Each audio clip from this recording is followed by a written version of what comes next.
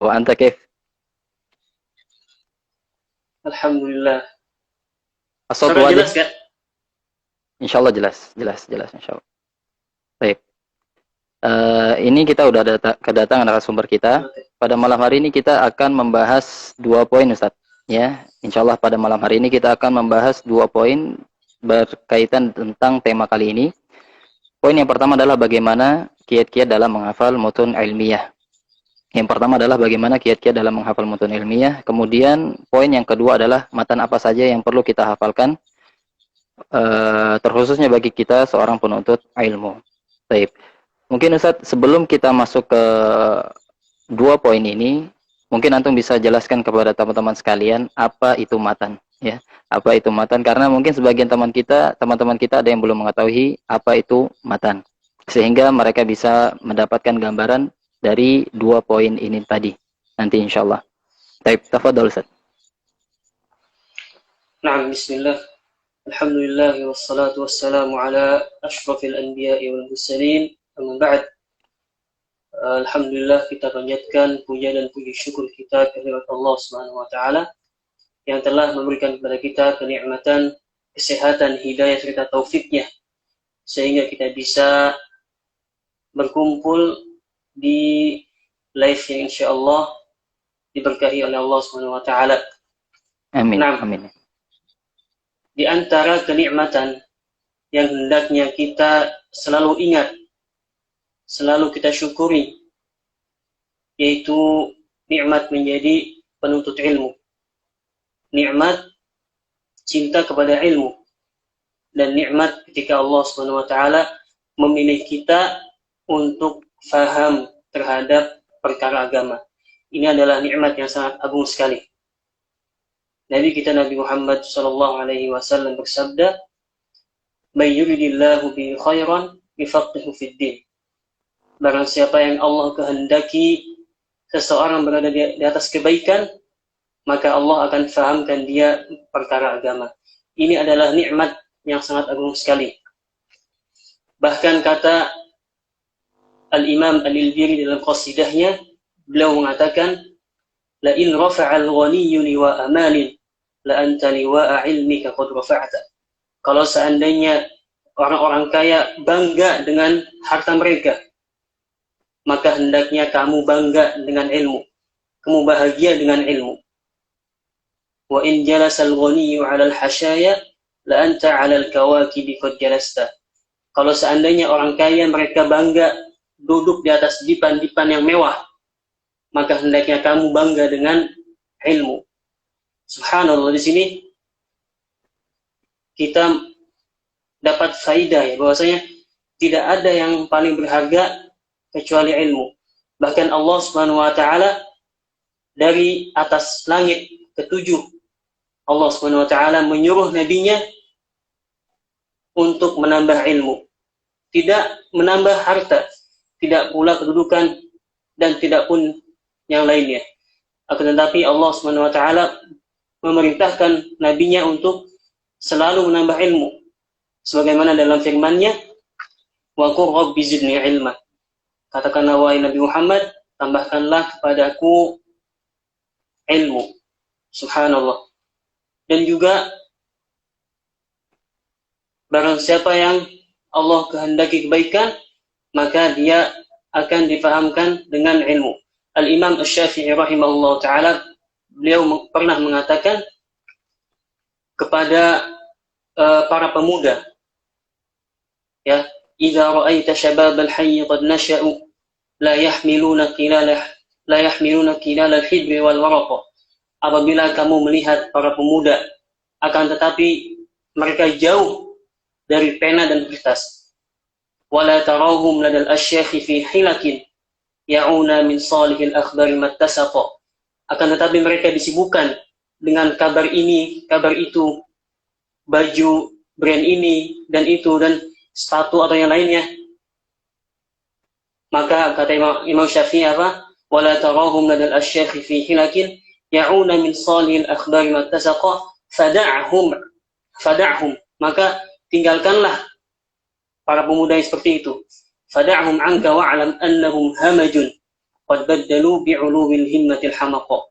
Maka tinggalkanlah mereka itu, karena sesungguhnya mereka telah menukar atau menggadaikan sesuatu yang tinggi dengan yang rendah.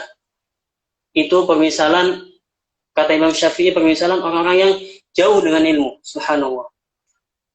Dan di antara jalan menuntut ilmu adalah menghafal mutun. Lalu mungkin banyak para pendengar yang belum tahu atau baru mendengar istilah mutun ya. Maka bil misali yattadhihul maqal. Dengan contoh maka insyaallah akan menjadi jelas suatu ucapan. Mutun, kata guru kami Fadilatul Syekh Abdul Muhsin Al-Qasim, beliau adalah imam dan khatib di Masjid Nabawi, bahwa saya mutun ada dua. Yang pertama nasrun wa nadmun. Kalau nasrun itu kebalikannya dari nadmun. Kalau nadmun itu dia seperti syair, ada wazan dan qafiyahnya. Kalau nasrun itu biasa, seperti kalimat biasa. Contohnya misalnya di dalam matan jurumi tajwid, nahwu itu terkenal, insyaallah kita semua tahu matan al-ajrumiyah. Misalnya al-ajrumiyah ini dia matan dalam bentuk nasrun. Contohnya misalnya dalam awal kalimat al-kalamu huwa lafdzun murakkabul mufidu bil wad'i wa aqsamuhu thalathatun. Dia seperti kalimat biasa.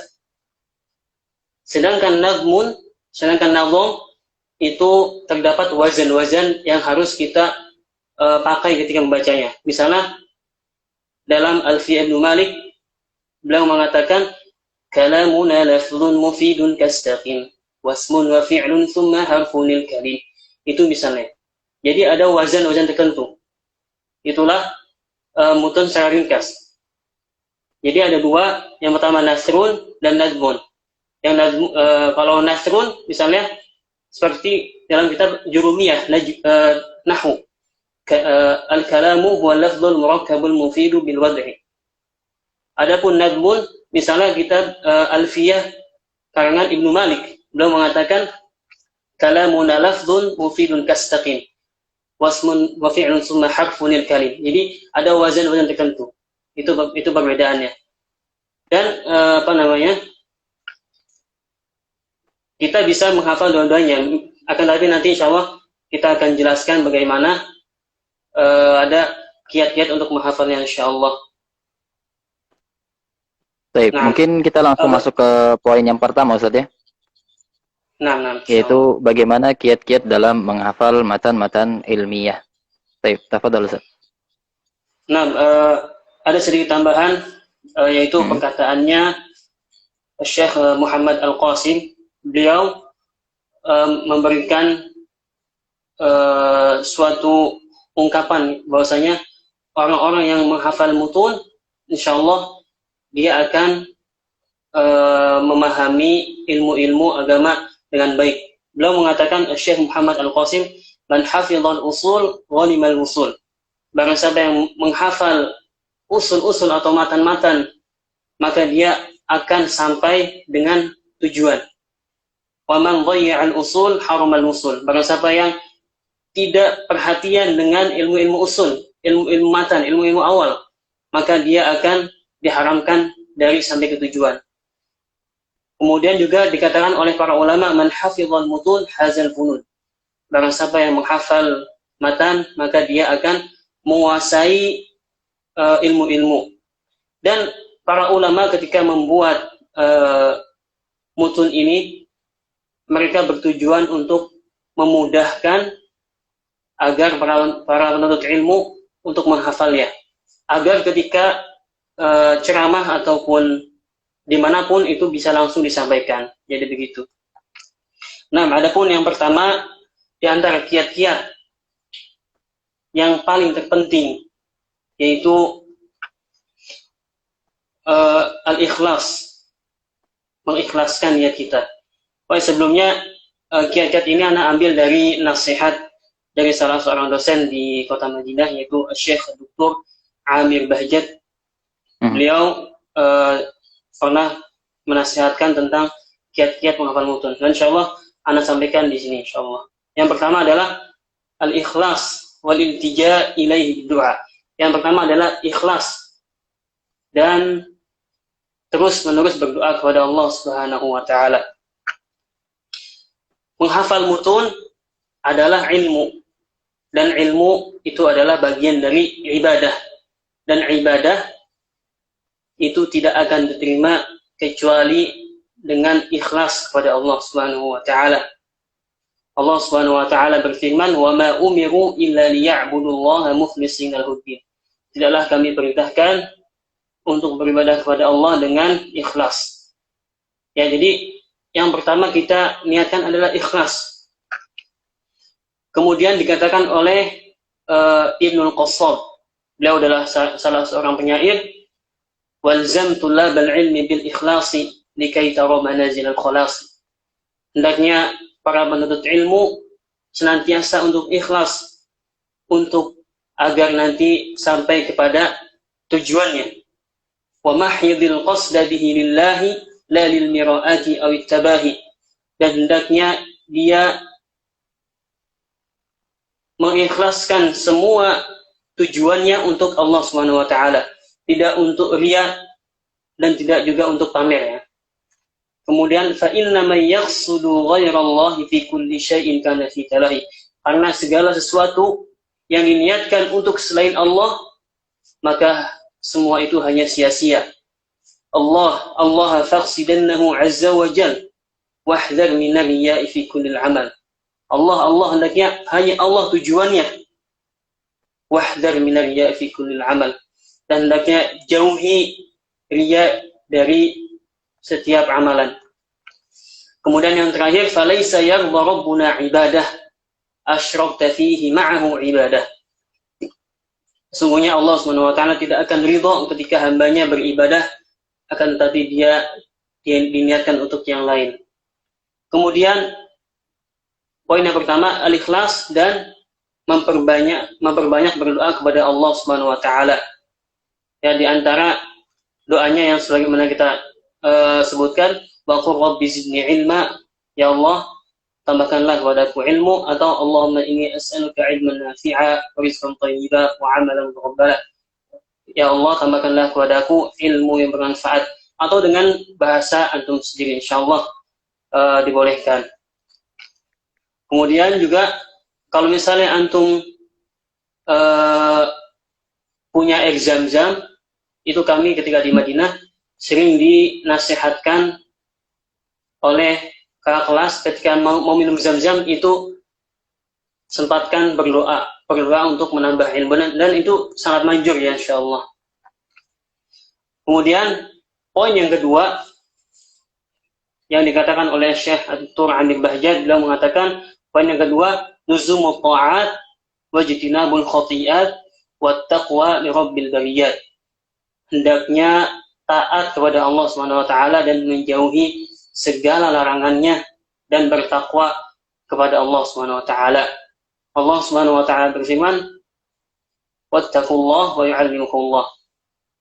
Fattaqullaha wa yu'allimukumullah. Bertakwalah kepada Allah, maka Allah akan memahamkanmu, atau Allah akan memberikan kamu ilmu. Di sini Allah mengaitkan kata Ali bin Abi Thalib, "Hatafal ilmu bil amal, fa in ajabahu wa illa tahal." Ilmu itu akan datang ketika kita tujuannya untuk mengamalkan, wa illa tahal. Apabila kita tidak mengamalkannya, maka ilmu akan hilang dan akan lenyap. Dan juga hendaknya kita menjaga agar kita tidak bermaksiat kepada Allah SWT. Ya, insyaallah kita sudah tahu semua kisahnya Imam Asy-Syafi'i yang beliau bercerita kepada gurunya, ya. Imam Asy-Syafi'i berkata, "Syakautu ila waqi'i su'a hifdhi fa arsyadani ila tarkil ma'asi." Imam Syafi'i pernah hafalannya itu lemah. Kemudian Imam Syafi'i curhat kepada gurunya. Kemudian Imam Waqi'. Kemudian Imam Waqi' menasihatkan kepada Imam Asy-Syafi'i untuk meninggalkan kemaksiatan-kemaksiatan. Wa qala a'lam bi anna al-'ilma nurun wa nurullahi la yuhda bi'asi. Dan ketahuilah bahwasanya ilmu itu adalah cahaya, dan cahaya Allah Subhanahu wa taala tidak akan diberikan kepada orang yang bermaksiat. Dan juga bahwasanya ilmu adalah warisan para nabi dan tidak akan diturunkan kecuali pada mereka orang-orang yang bertakwa. Kemudian yang ketiga yang tidak kalah penting yaitu apa? Memilih waktu dan memilih tempat. Ya. Itu sangat penting juga. Imam Ibnu Jauzi dalam Saidul Khatir beliau mengatakan bahwasanya lil hifdzi awqatun minal umri. Bahwasanya menghafal itu ada waktu-waktu yang sangat pantas untuk menghafal. Fa afdaluha as-siba wa ma yuqaribuhu min awqatiz zaman. Dan yang paling afdal dalam menghafal itu adalah waktu muda atau waktu kecil ya. Dan waktu yang paling di antara waktu yang paling bagus untuk menghafal adalah ketika sebelum sahur sampai wa ansafun nar, sampai menjelang pagi. Kemudian beliau mengatakan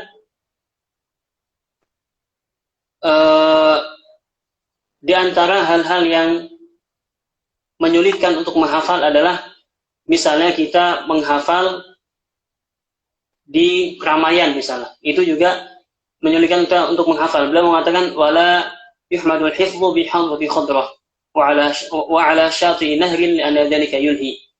Dan menghafal itu tidak dianjurkan di sesuatu yang mengalihkan perhatian. Beliau memisalkan misalnya di taman-taman atau di pokoknya yang mengalihkan perhatian, atau ala syati nahrin atau di tepi pantai, li anna dzalika yulhi. Karena sesungguhnya hal tersebut akan melalaikan, jadi tidak fokus. Kemudian kata Syekh Amir Bajat, beliau mentaklik perkataan ini. Beliau mengatakan apabila kamu tidak mendapati waktu yang pantas atau zaman waktu yang pantas atau yang lainnya, maka jangan sampai kamu meninggalkan menghafal. Ya. Betapa banyak orang-orang yang sudah tua, mereka hafalannya lebih kuat dari kita. Betapa banyak orang-orang yang sudah berumur ya, itu hafalannya lebih kuat dari kita. Ana sering lihat di Masjid Nabawi itu kayak kakek mereka semangat dalam menghafal ya. Bahkan ada nama halaqah Quran itu khusus untuk orang-orang yang belum bisa membaca. Itu ada yang udah berumur ya, dan yang lainnya. Ini menunjukkan bahwasanya belajar itu tidak ada batasnya. Akan tetapi tadi afdhalnya dimulai ketika kita masih muda, ini itu afdhal. Tapi ketika kita udah lewat, jangan menyerah. Kemudian yang keempat, hendaknya kita tidak gonta-ganti buku yang kita hafal atau matan yang kita hafal. Misalnya kita menghafal dengan matan ini, maka jangan sampai kita gonta-ganti matan sebelum kita selesai matan, sebelum kita selesai semuanya. Ya, ini matan hafalan di Masjid Nabawi. Jadi jangan sampai kita gonta-ganti matan sebelum kita menyelesaikan semuanya. Dan kalau bisa kita jaga sampai kita dewasa. Karena yang pertama susah mencari pentahqiq yang bagus. Di sini pentahqiqnya adalah Dr. Abdul Muhsin Al-Qasim. Insyaallah pentahqiq buku yang dia tahqiq beliau insyaallah bagus itu kan. Yang kedua adalah kenapa kita tidak boleh sering gonta-ganti? Karena ketika kita menghafal, kita sudah terbiasa, misalnya ayat ini di sini, ayat ini di sini. Jadi ketika kita mengulangnya itu sangat mudah sekali. Kalau kita gonta-ganti itu akan membuyarkan hafalan kita. Syekh Hamid Bahjat beliau mengatakan tidak benar ketika engkau ingin menghafal, engkau langsung pergi ke maktabah, kemudian mengambil matan ngasal gitu ya, kemudian dihafalnya tanpa melihat siapa yang mentahkiknya, siapa yang menulisnya, kemudian semangat untuk menghafal, kemudian di kemudian hari baru terasa, oh ini salah, dan di sini akan susah dalam membenarkannya. Ya, jadi sangat penting sekali untuk tetap dalam satu cetakan sampai selesai. Dan sebelum kita memilih cetakan harus tahu siapa mentahkiknya yang bagus. Karena takutnya nanti ketika kita sudah menghafal, di kemudian hari ada kesalahan, maka akan sangat fatal ya. Nanti di poin selanjutnya akan lebih dijelaskan lagi. Poin yang kelima, sebelum kita menghafal, maka hendaknya kita membacanya kepada seorang syekh atau yang antum percayai ilmunya. Ya, karena hafalan yang salah itu, hafalan yang keliru itu akan susah dibenarkannya. Ya, misalnya apapun ayatnya. Seperti kemarin ada seorang khotib, beliau menjelaskan tentang kebahagiaan itu didapat dengan tahqiq tauhid, dengan dengan menegakkan tauhid gitu kan. Beliau menjelaskan dalil falanuhyiyannahu hayatan thayyibah. Seharusnya hayatan, tapi dia baca hayyah. Hayyah itu artinya apa? Ular dalam bahasa Arab. Falanuhyiyannahu hayyah. Ini sangat ngeri sekali ya, dari kehidupan ke ular gitu kan. Ini sangat bahaya sekali. Kemudian yang poin yang kelima ini sangat penting juga, sangat penting itu ada nasihat dari salah seorang syair ya. Anda tidak tahu siapa syairnya ini. Beliau mengatakan, "Idza rumtal uluma bi ghairi syaikhin tadillu 'anis siratil mustaqim." Apabila kamu terjun menuntut ilmu tanpa seorang guru, seorang syekh, tadillu 'anis siratil mustaqim atau dhalalta 'anis siratil mustaqim, maka kamu akan tersesat dari siratal mustaqim, dari jalan yang lurus. Wa taltabisul umuru 'alaika hatta tasiru adallu min taumal hakim. Kemudian setelah kamu belajar tanpa syekh, maka seluruh perkara itu tidak jelas. Kemudian dijelaskan hatta tasiru adallu min taumal hakim. Sampai-sampai kamu lebih tersesat dari taumal hakim. Di sini ada sedikit faedah. Taumal hakim dia adalah permisalan orang-orang yang belajar tanpa syekh. Jadi kisahnya Taumal Hakim ini dia anak dari seorang tabib ya, seorang dokter di zamannya. Ketika bapaknya seorang tabib ini meninggal, Taumal Hakim ini sangat semangat sekali untuk melanjutkan estafet bapaknya ini menjadi dokter. Akan tetapi dia belajar tanpa gurunya itu, bapaknya meninggalkan buku-buku tentang pengobatan banyak sekali karena dia semangatnya terlalu semangat, terus membaca bukunya tanpa seorang guru.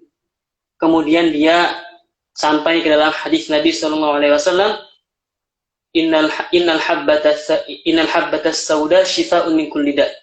Hadisnya lafadznya innal habbatas sauda shifa'un min kulli da', bahwasanya habbatas sauda adalah penyembuh seluruh penyakit. Akan tetapi karena dia salah membaca, dia membacanya innal hayyatas sauda shifa'un min kulli da'. Ini dia salah membacanya. Yang seharusnya habbah jadinya hayyah. Hayyah itu apa artinya? Ular. Bahwasanya dia bacanya, Taumal Hakim ini dia bacanya innal hayata sauda syifa'un min kulli da. Bahwasanya ular hitam ini penyembuh dari segala macam penyakit. Kemudian dia cari ular hitam dan dia bunuh dan kemudian dikasihkan ke pasiennya. Dan ini sangat bahaya sekali ya kalau misalnya masih ada di zaman sekarang kayak gitu. Sekarang kita sudah dimudahkan ya dengan misalnya dengan para ustadz yang banyak sekali di Indonesia, terutama para asatidz alumni Madinah atau alumni Yaman, Ustadz Firanda dan lainnya. Kita bisa berguru langsung, baik itu secara langsung atau secara live ya, dan banyak sekali sekarang kajian-kajian, alhamdulillah. Kemudian poin yang keenam, kata Syekh Amir Bahjat sudah mengatakan at-tikrar summa tikrar, mengulang dan mengulang, terus mengulang. Itu diantara tips untuk menguatkan hafalan. Sebenarnya banyak sekali tips untuk menghafal, akan tapi intinya adalah mengulang. Ya, banyak sekali tips dari Syekh ini, tapi intinya adalah mengulang. Karena selalu mengulang itu akan menjaga hafalan dari pergi dan hilang. Ada salah seorang penyair mengatakan, wa karriril uluma fattikraru khairu mu'inin bihi idsaru. Hendaknya selalu mengulang-ulang ilmu. Sesungguhnya karena mengulang ilmu itu adalah teman bagi para penuntut ilmu. Idsaru ila iktinazil ilmi wa huwa afdalu. Dan mengulang-ulang ilmu adalah jalan untuk menjadikan ilmu itu seperti harta karun yang akan kita jaga gitu kan. Wa kanzun fihi ladzatun la tu'alu. Dan nanti kita akan merasakan kelezatannya. Kemudian di akhir syairnya, fala yumillannaka ma takarrara la'allahu yahlu idza taqarrara. Fala yumillannaka ma takarrara la'allahu yahlu idza taqarrara. Jangan sekali-kali kamu malas untuk menghafal, untuk mengulang. Ya, jangan sekali-kali kamu malas untuk mengulang. Karena apa? La'allahu yahlu idza taqarrara. Karena nanti ketika kamu sudah banyak mengulang itu akan terasa nikmat sekali. Dan ini Anda pernah rasakan di halaqahnya Syekh Shalih Al-Utsaimin. Jadi beliau punya halaqah tersendiri di Masjid Nabawi. Dulu Anda pernah ikut di halaqahnya. Tapi kalau Anda keluar dari halaqahnya. Dan di halaqahnya itu sehari kita bisa milih. Kita bisa milih 3 lembar hafalan atau 1,5 halaman. Dulu Anda milih 1,5 halaman dan ini harus diulang berpuluh kali. Bahkan tidak boleh kita lanjut ke mutu selanjutnya kecuali kita sudah mengulangnya dengan hafalan 20 kali. Dan itu dikasih dalam waktu 3 hari. Ya, misalnya kita mengulang usul salasah, kita harus mengulangnya 20 kali. Setelah itu baru boleh pindah ke mutu yang lain. Itu di antara kehati-hatian para ulama agar menjaga ilmu agar tidak hilang. Ya, ulama-ulama terdahulu misalnya ada Abu Ishaq As-Siraji. Beliau mengulang pelajarannya 100 kali. Kemudian Ibnu Atiyah ya, ulama, beliau mengulang Sahih Bukhari 700 kali. Subhanallah, ini adalah para ulama terdahulu ya, agar ilmunya kuat dan tidak hilang. Kemudian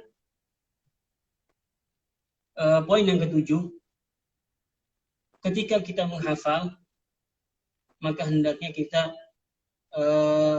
mengangkat suara kita untuk atau agar telinga kita terbiasa dengan apa yang kita baca. Akan tetapi tidak boleh sampai mengganggu kawannya atau mengganggu jamaah lain. Karena sebagaimana di dalam hadis ya, Nabi SAW bersabda, "Irba'u ala anfusikum." Ketika kalian berdoa itu hendaknya tidak keras ya, fa innakum la tad'una asamman. Karena kamu tidak berdoa kepada Tuhan yang bisu, gitu kan.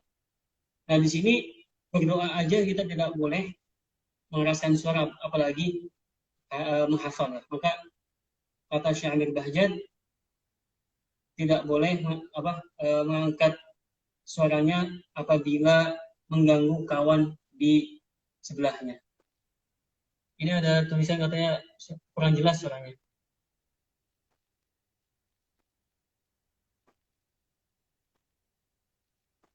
Betul? Iya, Ustaz. Ada sebagian yang bilang volumenya kurang berubah. Gitu. Mungkin antum bisa naikkan, tinggikan volumenya. Betul?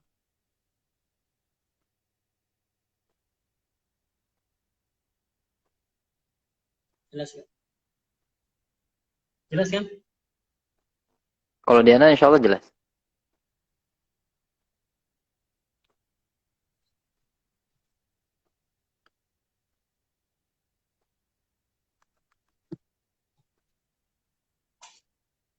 Hmm?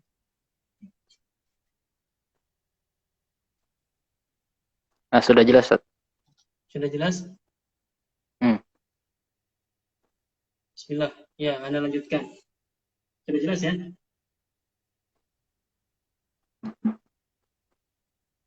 Ya, Anda lanjutkan. Kemudian poin yang ke-8, beliau mengatakan al-hifdzul qalilu ad-da'im khairun min katsirin qatir. Hafalan yang sedikit yang terus-menerus itu lebih baik daripada hafalan yang banyak akan tetapi terputus. Ya. Al-Imam Ibnu Jauzi mengatakan taqlilul mahfudhi ma'ad dawami aslun 'azim.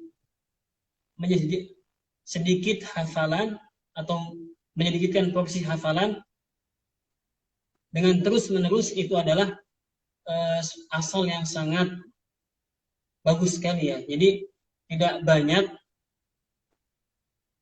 terputus, tapi hendaknya kita sedikit tapi jalan. Sebagaimana gunung itu tidak terbuat kecuali dengan dari batu kerikil. Kemudian ada beliau mengatakan Syamir Bahjat ada 3 hal yang hendaknya kita perhatikan juga. Yang pertama adalah taqdilul miqdar, menyedikitkan hafalan ketika kita menghafal. Kemudian taktsirut takrar, kemudian memperbanyak mengulang-ulang. Yang ketiga adalah mudawamatul istimrar, dan terus menerus dalam menghafal. Jadi ada 3 poin di dalam yang poin yang ke-8 ini. Sedikit hafalan, kemudian diulang-ulang, dan istiqomah. Sedikit hafalan, diulang-ulang, dan istiqomah. Ini 3 poin di dalam poin ke-8 ini. Contohnya saja misalnya kita menghafal 1 ayat setiap harinya, itu berapa kita kumpulkan setahun atau 2 tahun ya. Ada salah seorang syair beliau mengatakan wala takun musta'jilan fi talabi ma faza ajlalu binil arabi. Janganlah kamu terburu-buru dalam mencari sesuatu, karena tidak ada orang yang akan sukses ketika dia terburu-burunya. Kemudian poin yang ke-9, al-muraja'atu al-mustamirah al-muntazimatu hatta tathbut al-mahfuz. Hendaknya kita terus ketika kita sudah menghafal, hendaknya kita memurojaahnya dengan secara teratur ya, sampai hafalan tersebut kuat di dalam ingatan kita. Ya, Allah Subhanahu wa taala menjelaskan dalam Al-Qur'an, wa laqad yassarna al-Qur'ana lidzikri fahal min mudzakir. Bahwasanya Al-Qur'an itu mudah, tapi perlu untuk selalu diingat. Dan juga Nabi Muhammad SAW bersabda dalam hadisnya, ta'ahadul Qur'an fawalladzi nafsi biyadihi fa innahu ashaddu tafallutan minal ibil. Hendaknya kalian serius dengan Al-Quran. Dan beliau bersumpah dengan jiwaku yang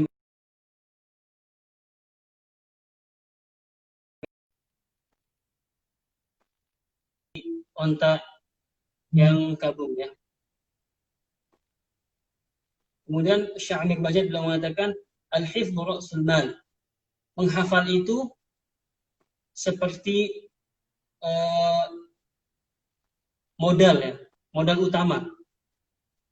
Wal istiktsar, kemudian memperbanyak hafalan itu seperti arbah itu apa bahasa Indonesianya? Keuntungan itu. Bonus lah. Wal hifadzu ala ra'sil mali aham. Dan menjaga modal utama itu adalah yang paling terpenting daripada kita mengambil untung yang banyak. Modal utama menghafal yang kuat itu lebih penting daripada kita menghafal yang banyak tapi kesana kesini. Kemudian poin yang terakhir adalah ista'in ala tathbitil mahfuz bil ittila' ala syuruhat. Setelah kita menghafal dan kita buat hafalannya, dengan poin yang 10 ini, yaitu mulai membaca syarah-syarah mutun yang kita hafal. Ya. Banyak sekali, nanti insya Allah dijelaskan di poin kedua, mutun-mutun apa saja yang kita hafalkan. Ya, ketika kita sudah menghafal, maka di antara cara untuk memperkuat adalah membaca syarah-syarahnya, karena tujuan untuk menghafal mutun itu bukan hanya untuk menghafal lafaz-lafaznya aja, akan tapi kita paham maknanya dengan membaca syarahnya. Ya, anak ulangi secara langsung ya. 10 poin itu. Yang pertama adalah ikhlas dan berdoa kepada Allah Subhanahu wa taala. Itu poin yang pertama. Poin yang kedua, hendaknya kita taat dan menjauhi segala maksiat dan bertakwa kepada Allah Subhanahu wa taala. Poin yang ketiga adalah mencari tempat dan waktu yang cocok, yang bagus. Yang keempat, hendaknya kita mencukupkan dengan satu cetakan saja. Tidak boleh gonta-ganti. Yang kelima, hendaknya sebelum kita menghafal, kita membacanya di depan salah seorang syekh, agar tidak ada kekeliruan. Yang keenam, menghafal. Yang keenam adalah mengulang, dan mengulang. Itu yang keenam. Kemudian yang ketujuh adalah ketika kita menghafal, hendaknya mengangkat suara kita, karena itu akan membiasakan telinga kita dalam bacaan tersebut. Akan tapi tidak boleh sampai mengganggu kawannya atau jamaah yang lain. Kemudian yang ke-8, sedikit porsi hafalan itu lebih baik daripada hafalan banyak tapi berhenti. Poin ke-8. Kemudian poin ke-9, terus-menerus dimurojaah dengan waktu-waktu tertentu ya. Karena itu akan memperkuat hafalan. Kemudian yang ke-10, ketika kita sudah menghafal semuanya, hendaknya kita mulai membaca syarah-syarah mutun yang telah kita hafal, karena akan memudahkan kita dalam mengingatnya. Allah Ta'ala alam. Mungkin ini dari Ana. Kemudian Ana kembalikan kepada Al-Ustaz Burfaldi. Baik. Tadi kita telah mendengarkan poin yang pertama, yaitu bagaimana kiat-kiat dalam menghafal matan-matan ilmiah. Dan insya Allah kita akan melanjutkan kepada poin yang kedua, yaitu matan apa saja yang perlu dihafal teruntuk para penuntut ilmu. Tafadhol, Ustaz. Kemudian yang poin yang kedua adalah apa aja matan yang hendaknya kita hafal. Ya, alhamdulillah Ana diberikan oleh Allah SWT kemudahan untuk kuliah di kota Madinah, yaitu di kampus Al-Jami'ah Al-Islamiyah di Madinah, di kota Madinah. Dan di antara kegiatan anak di sana adalah menghafal mutun talibul ilmi. Itu ini bukunya. Ini adalah mutun talibul ilmi yang dikumpulkan oleh Syekh Dr. Abdul Muhsin Al-Qasim, beliau adalah imam dan khatib di Masjid Nabawi, dan ini kita hafal di sana, ya. Dan ini ada ada 6 mustawa. Semua mustawa ini tercantum atau terdapat di dalamnya semua mutun-mutun yang membahas cabang-cabang atau asal-asal ilmu. Contohnya misalnya di awal kita menghafal dulu ketika Anda semester 1, itu Anda menghafal mustawa tamhidi, yaitu al-azkar wal adab, yaitu tentang doa-doa dan adab. Dan sedikit Anda kasih tahu, di sana itu kita tidak boleh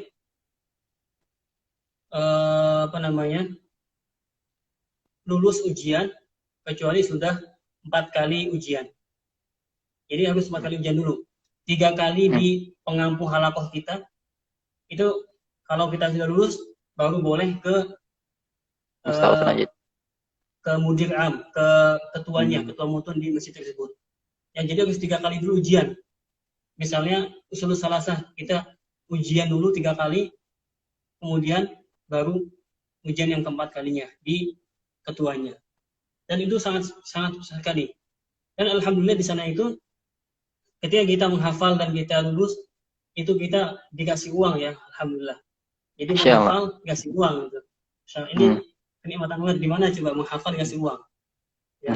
Itu kenikmatan yang datang sedikit lah gitu kan. Bonus tuh. Kemudian di antara mutun yang hendaknya kita hafal, ya. Ini anak-anak sangat menyarankan sekali kepada para pendengar untuk membeli buku ini, ya.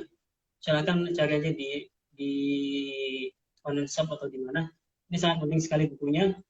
Ini sudah dirangkum atau dikumpulkan oleh Syekh Abdul Muhsin matan-matan yang cocok untuk menuntut ilmu awal.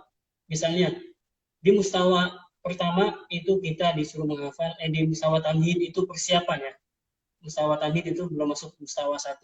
Mustawa tamhid ada persiapan, itu kita menghafal doa-doa dan adab-adab. Kemudian di mustawa 1 itu kita menghafal yang pertama nawaqidul Islam, kemudian al-qawaidul arba', yang ketiga usulus salasah, yang keempat hadis arba'in Nawawi, ya. Itu mustawa 1. Jadi ada tingkatannya. Kata anak ingat dengan perkataan Syekh Shalih Al-Utsaimin, beliau pernah mengatakan di dalam manzumah Tuhfatul Mulatafah fi Nushi Suhbatil Mulatifah, beliau mengatakan wa man raqa fil ilmi bit tadarruji faqad ala sabilat at-takharruji. Barang siapa yang menuntut ilmu dengan tadarruj, maka dia akan sampai kepada apa yang dia inginkan. Ya, ana ulangi, wa man raqa fil ilmi bit tadarruji faqad ala sabilat at-takharruji. Barang siapa yang menuntut ilmu dengan tadarruj, itu dengan bertahap, maka dia akan sampai dengan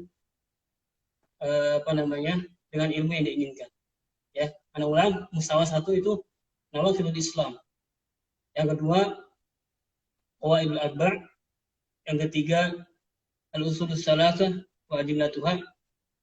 3 kitab ini adalah karangannya Syekh Muhammad bin Abdul Wahhab rahimahullah taala. Kemudian yang keempat adalah Arba'in An-Nawawi. Dan ini insyaallah semua kita sudah tahu, kitab Arba'in Nawawi. Itu kitab yang dikumpulkan oleh Al-Imam An-Nawawi. Kemudian kita lanjut ke mustawa 2. Setelah kita hafal, kalau di kampus itu harus 4 kali ujian baru boleh ke mustawa 2. Dan mustawa 2 itu lebih tebal lagi mutunnya. Yang pertama adalah mutun Tuhfatul Atfal, itu dalam tajwid, ya. Yang kedua matan Syurutus Shalah karangannya Syekh Muhammad bin Abdul Wahhab. Itu menerangkan syarat-syarat sholat, kemudian rukun-rukunnya, dan sedikit ditambahi penguatan akidah.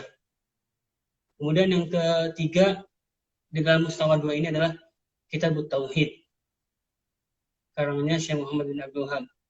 Ya, kitab Tauhid ini paling tebal ya, karena di marhalah menghafal betul ini.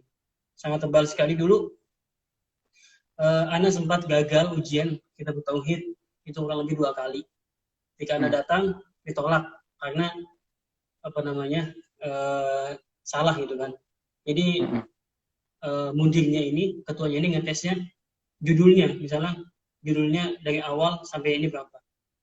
Dulu anak belum persiapan judulnya gitu kan, judulnya lemah gitu kan. Akhirnya ditolak. Kemudian kedua kalinya anak alhamdulillah lulus. Kemudian di mustawa yang ketiga ini, setelah kita menghafal mustawa 2, kita lanjut ke mustawa 3. Ini adalah Manzumah Al-Baiquni tentang mustalahul hadis, tentang membahas apa itu pengertian hadis sahih, apa itu dhaif, apa itu munqati, dan yang lainnya. Ini sangat penting sekali bagi mereka yang ingin memperdalami ilmu hadis. Kemudian setelah itu Manzumah Abi Ishaq Al-Ilbiri. Ini adalah manzumah yang di dalamnya ada nasihat-nasihat untuk menuntut ilmu ya. Misalnya, tafuttu fu'adakal ayyamu fatta wa tanhitu jismaka as-sa'atu nahda. Sesungguhnya badanmu itu telah lama ya, dan akan segera musnah. Wa tanhitu jismaka as-sa'atu nahda. Dengan berjalannya waktu, maka akan semakin lemah badanmu. Ini di dalamnya banyak sekali faedah-faedah yang kita dapat. Bahkan kebanyakan para masyayikh itu mengambil nasihat dari sini. Kemudian setelah itu kita menghafal ilmu nahwu, al-muqaddimah, al-ajurumiyah. Ya, bisa juga dibaca al-ajurumiyah dan al-ajurumiyah dan yang lainnya. Ini adalah ilmu nahwu. Sebagaimana yang tadi Anda dibacakan di awal, ini orang yang ingin belajar nahwu, maka diawali dengan belajar ilmu kitab al-ajurumiyah. Ya, dan ini insya Allah dipelajari di pesantren-pesantren di Indonesia. Kemudian setelah kita belajar ilmu nahwu adalah kita belajar ilmu akidah ya, akidah al-wasitiyah karangan Syekhul Islam Ibnu Taimiyah. Ini juga lumayan panjang, tapi tidak sepanjang kitab tauhid. Setelah kita, kalau di kampus setelah 4 kali ujian, kemudian lulus, baru lanjut ke mustawa 4. Di mustawa 4 itu ada kitab Al-Waraqat. Ini adalah ilmu yang membahas tentang usul fiqh ya. Karangan Imam Al-Juwaini rahimahullah ta'ala.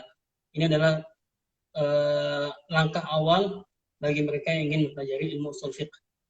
Kemudian setelah itu kita menghafal Unwanul Hikam. Ini juga tentang ilmu-ilmu tentang nasihat untuk kehidupan, untuk menuntut ilmu. Setelah itu kita menghafal Matnu Rohabiyah. Dan ini menurut Anda matan yang paling susah dihafal. Karena isinya angka-angka ya, susah sekali. Misalnya dalam Rohabiyah ada misalnya babun nis. Terus dijelasin siapa aja di situ. Nanti babus sulus, siapa aja di sini. Ya, ini lumayan susah karena angka-angka gitu ya. Setelah itu menghafal matan aqidah atau hawiyah. Aqidah atau hawiyah. Ya, dan urutan ini menurut Anda sangat bagus sekali ya. Misalnya di mustawa 4 ini diawali dengan kitab Waraqat, kemudian Unwanul Hikam. Ya, mungkin ketika kita menghafal Al-Waraqat susah, kemudian kita menghafal Unwanul Hikam, maka akan timbul semangat lagi. Ini sangat bagus sekali gitu kan. Ini insya Allah beliau ini menyusunnya sangat bagus sekali. Kemudian timbulkan semangat. Setelah kita semangat, baru dikasih yang lebih sulit gitu kan. Setelah mustawa 4, kita masuk ke mustawa yang kelima, yaitu mustawa, dan ini lumayan panjang-panjang ya. Misalnya kita masuk ke kitab Bulughul Maram, kitab-kitab hadis, kitab yang dijelaskan hadis-hadis. Dan ini kurang lebih 1000 lebih hadisnya itu Bulughul Maram. Kemudian setelah itu kita dibolehkan memilih untuk kita fikih madhab. Kalau di sini karena madhabnya Hambali, maka dituliskan Zadul Mustaqni. Kitab Zadul Mustaqni adalah kitab untuk penuntut ilmu madhab Imam Ahmad bin Hanbal. Kemudian yang terakhir adalah Alfiyah Ibnu Malik, ya, Al-Khulasah fi Nahw, yang kurang lebih baitnya 1002. Dan setelah, kalau anak sendiri, ketika anak selesai mustawa Rabi', itu anak tidak langsung ke tahap yang kelima, akan tapi anak masuk ke hadis Umdatul Ahkam. Ya, jadi anak tidak langsung ke sini. Itu tergantung antum ketika bilang misalnya ke gurunya, karena belum sanggup menghafal yang banyak, karena mau menghafal yang hadis yang lain dulu misalnya. Itu sama tidak mengapa. Dan juga di antara mutun yang tidak ada di sini itu banyak sekali ya. Misalnya mutun dalam ilmu sirah misalnya, itu bagus sekali untuk menghafal Al-Urjuza Al-Mi'iyah. Ya, tentang cuma 100 bait. Itu sangat baik sekali untuk poin-poin berkaitan dengan sirah Nabawi. Misalnya dalam baitnya itu ada hari kelahiran Nabi. Ana bacakan dalam Al-Urjuza Al-Mi'iyah, beliau mengatakan mauliduhu fi ashiril fadili rabi'in al-awwali 'am al-fili. Lakinnama al-masyhur tsani 'ashrihi fi yaumil itsnin fajri. Kalau kita menghafal dan memahami maknanya, maka kita langsung tahu kapan kelahiran Nabi, bahwasanya ada khilaf dan yang lainnya. Di sini dijelaskan, ini sangat bagus sekali dalam menghafal sirah Nabawi dan yang lainnya. Kemudian ada juga misalnya kitab-kitab mutun sharaf yang lainnya. Tapi insya Allah ketika kita fokus untuk hafalan ini dulu, ini sudah mewakili semuanya karena sudah mencakup semua ilmu insya Allah. Mungkin ini anak balikan pada Ustaz Nur Fadli. Fadlan. Baik. Assalamualaikum warahmatullahi mungkin bagi teman-teman yang punya pertanyaan berkaitan tentang tema, kami persilahkan. Bisa ditulis di kolom komentar atau di drop question. Di sini ada satu pertanyaan, Ustaz. Sebentar. Kita angkat ya sebentar. Nah ini.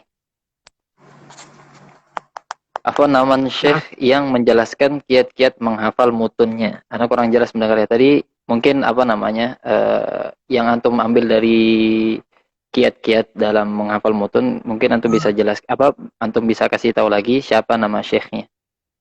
Baik. Beliau adalah Syekh Dr. Amir Bahjat. Antum bisa lihat di internet. Beliau banyak sekali. Nama beliau Dr. Amir Bahjat ya. Antum bisa lihat di internet banyak sekali kajian-kajian beliau.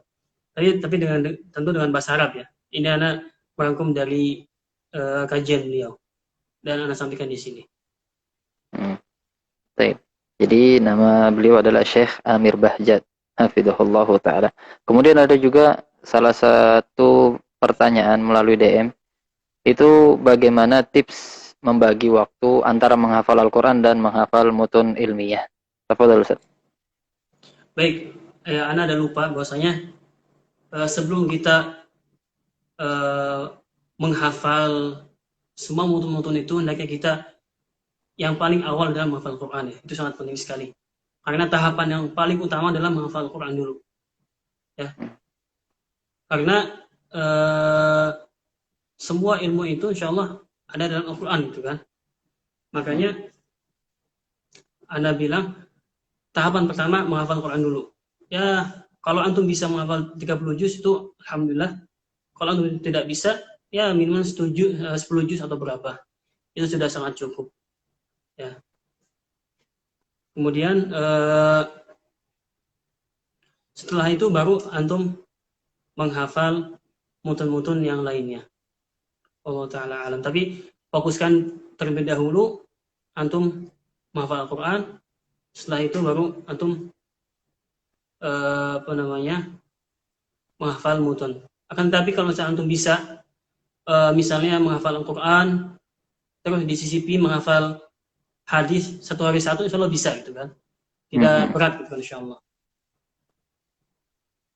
Tapi di sini ada pertanyaan, Ustaz. Bagaimana cara mengembalikan hafalan Quran dan matan? Bagaimana cara mengembalikan hafalan Quran dan matan? Tafadhol, Ustaz. At-tikrar.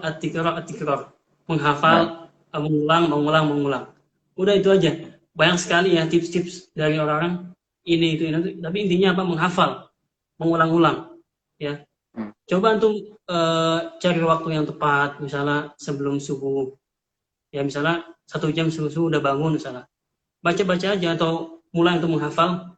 Itu insya Allah sehari antum merojaah yang hafalan hilang insya Allah bisa gitu kan. Allah taala alam. Ya intinya at-tikrar mengulang.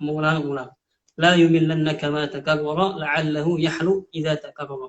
Jangan malas mengulang karena nanti kalau sudah kuat itu akan sangat manis di hafalan gitu kan. Baik. Ahsanallahu ilaik. Di sini ada juga pertanyaan bagaimana menguatkan hafalan selain murojaah? Apakah solusi lain lebih sering murojaah? Maksudnya mungkin apa namanya? Alam, kalau yang cara yang lain.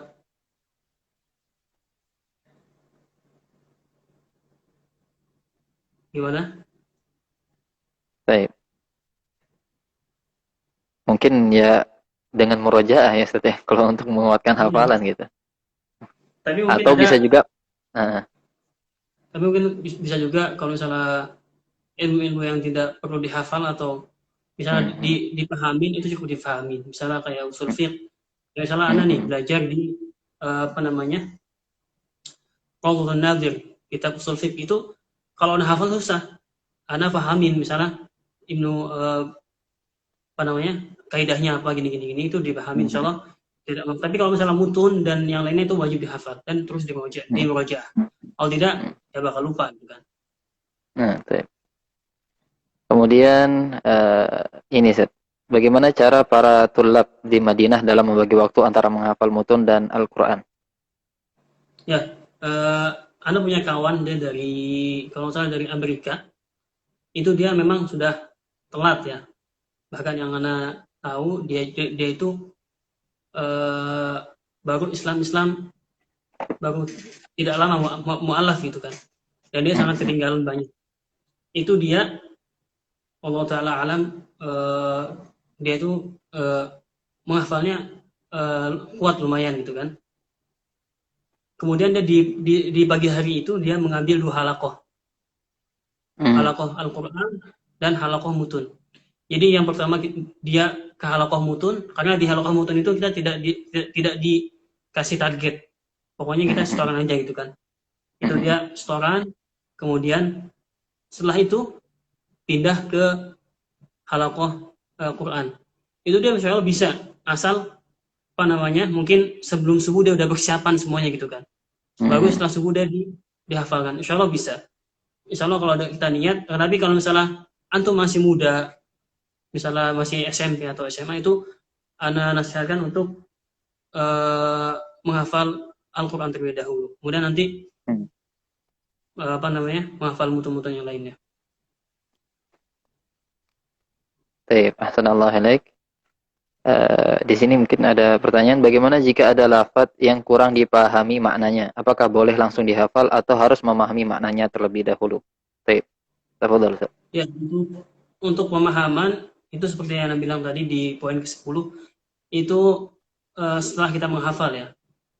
Ya dulu, kalau Anda dulu pas di pondok, itu Anda menghafal dulu walaupun nggak paham, hafalin dulu aja. Hmm. Dan alhamdulillah ketika anak sudah sampai di Madinah itu sangat sangat hafalan anak yang dulu anak menghafal itu sangat sangat bermanfaat sekali ya. Hmm. Jadi pas anak sudah di Madinah, anak tidak ketinggalan banyak gitu kan. Intinya kalau antum sudah menghafal, walaupun antum misalnya ada lafaz yang nggak paham, kalau misalnya antum sempat, misalnya lafaz sedikit lafaz itu mungkin antum bisa di kamus atau tanya ustadz. Tapi kalau misalnya antum tidak sempat, udah antum hafal dulu aja, nanti insya Allah antum akan paham dengan sendirinya dengan berjalannya waktu. Allah Baik. taala alam. Ahsanallahu ilaik. Kemudian di sini ada pertanyaan, apakah lebih baik menyetorkan hafalan mauton atau cukup dengan mengulangnya sendiri, Ustaz? Distorkan, distorkan. Disetorkan. Itu sangat, kalau antum menghafal mutun sendiri itu tadi bisa ada kesalahan atau yang lainnya. Kalau antum menyetorkan, dan anda nasihatkan kepada para nonton semuanya untuk ikut halaqah mutun di Masjid Nabawi. Itu ada halaqahnya online ya. Antum cari aja di internet halaqah mutun Masjid Nabawi, insyaallah nanti keluar. Dan itu insyaallah kalau orang-orang dari Indonesia itu diampuh oleh para asatid kita di jenjang Dirasatul Ulia, di jenjang S2. Yang anda kenal salah satunya adalah Al-Ustadz Azhar. Beliau juga mengampuh mutun online untuk para pelajar di Indonesia. Kemudian Ustadz Fahrisan juga. Anda nasihatkan untuk ikut halaqah itu. Tidak ditarget sehari berapa, tidak. Yang penting antum store dan tidak boleh goib gitu kan. Allah taala alam. Dan gratis ya, tidak dipungut biaya. Dan kalau misalnya antum hafal dari mustawa tamhidi sampai mustawa 4 misalnya, kemudian antum dapat syahadah ini, bentar. Ini adalah syahadah mutun Nabawi. Itu kalau antum hafal ini semuanya, hafal mutun semuanya, itu antum bisa mengajukan ke ustadz pengampu antum untuk mendapatkan rekomendasi untuk masuk ke Universitas Islam Madinah. Insya Allah dibantu nanti. Allah taala. Baik. Kita lanjut, mungkin beberapa pertanyaan lagi. Apakah ada suplemen khusus yang dikonsumsi untuk menambah daya ingat dalam menghafal? Nah, itu bagaimana, Ustaz? Allah taala alam ya.